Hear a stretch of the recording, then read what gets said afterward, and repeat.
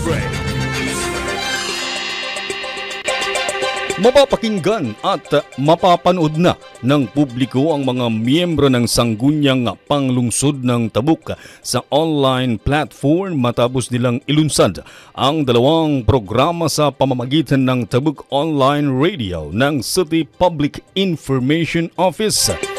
Ayon kay Vice Mayor Attorney Dick Balao, nais na mga miyembro ng Sangguniang Panglungsod na mas aktibo ang pakikisalamuhan nila sa publiko at maging mas transparent sa kanilang mga isinasagawang regular sessions upang mapakinggan at makita ng publiko ang kanilang pagganap sa kanilang mga mandato. Iti regular session, iti konseho ti Tabuk, gagayam nga kailan, ay suti na ibagatan tayo nga na live stream tata.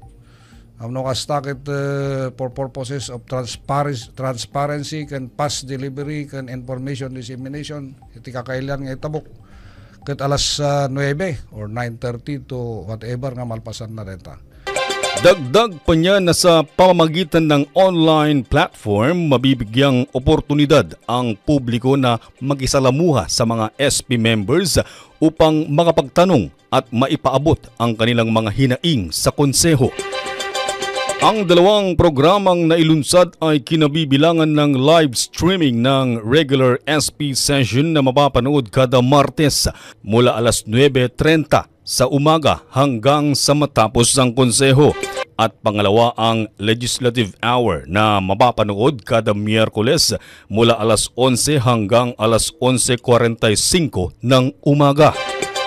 Ang mga nasabing programa ay mapapanood at mapapakinggan sa Tabuk City Public Information Office Facebook page, YouTube channel at Zeno Online Radio. At yan ang balita para sa oras na ito. Hatid sa inyo ng City Public Information Office. Ako po si Reddy Retotal. Tabuk City Newsbreak.